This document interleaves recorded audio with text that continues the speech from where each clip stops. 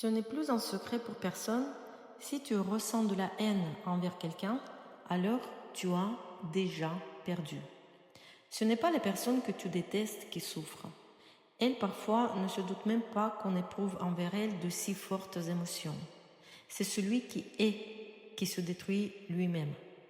La vibration de la haine est très puissante. Et bien sûr, elle détruit sur son passage la santé, les relations, les affaires, tout. Elle détruit tout. C'est pourquoi il est essentiel de s'en libérer. Il faut aussi comprendre une chose.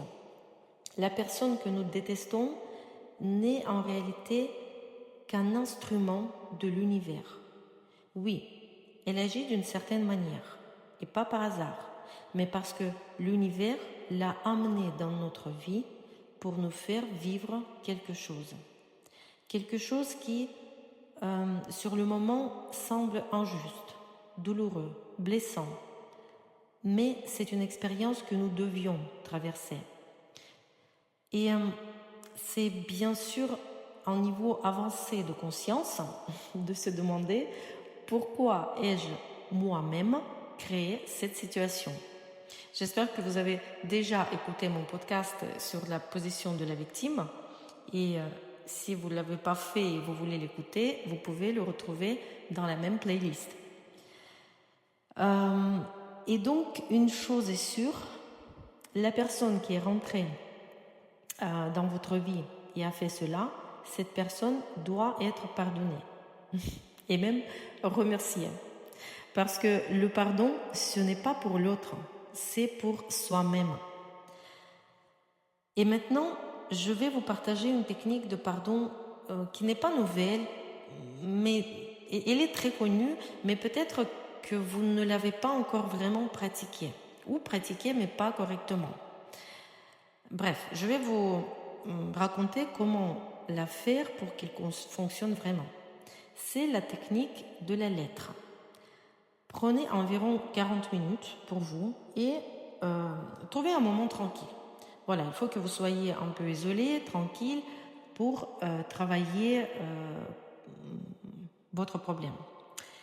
Sur une feuille, écrivez.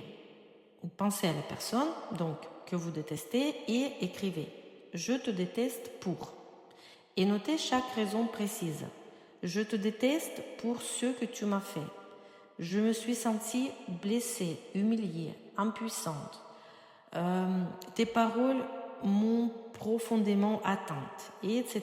Blablabla. Bla, bla. Vous pensez, décrivez non seulement les actes de la personne, mais aussi vos ressentis, ce que vous avez vécu à l'intérieur. Prenez le temps vraiment de revivre ces émotions, vraiment les ressentir, les laisser remonter, les traverser. Si vous avez des larmes ou des injures, enfin vous pouvez tout écrire parce que c'est pour vous. Écrivez tout. Sortez tout ce qui est enfoui que vous n'avez pas dit au moment donné. Et ensuite, eh bien, brûlez la lettre. Comme dans une vieille histoire qu'on raconte. Et maintenant, que faire avec la lettre? La brûler. Oui, brûlez-la. Vous pouvez la brûler ou la déchirer, mais pas le même jour. Car cette première lettre aura fait remonter un grand tourbillon d'émotions. Prenez le temps de laisser tout se déposer, s'intégrer en vous. Et le lendemain, ou peut-être 2-3 jours plus tard, écrivez la deuxième lettre. Cette fois-ci, commencez par « Je te remercie pour ». Et en pensant toujours à la même personne, donc écrivez tout ce que cette personne vous a apporté de bon. Même les choses minimes. Vraiment, parfois, on peut dire « mais elle m'a rien fait de bon. En fait, je la déteste, c'est pour ça. » Mais prenez votre temps à réfléchir et sortez 2, 3, 4, des choses que vous n'avez peut-être pas fait attention sur le coup, mais réfléchissez. Je te remercie de m'avoir soutenu. Je te remercie pour ces mots que tu m'as dit. Nanana, nanana. Grâce à toi, je me suis sentie aimée, importante, reconnue, etc. Et encore une fois, donc, laissez parler vos émotions. Prenez du temps.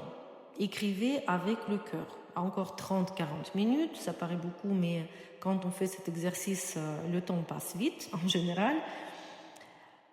Et dans l'idéal serait bien sûr de remettre cette lettre à la personne concernée.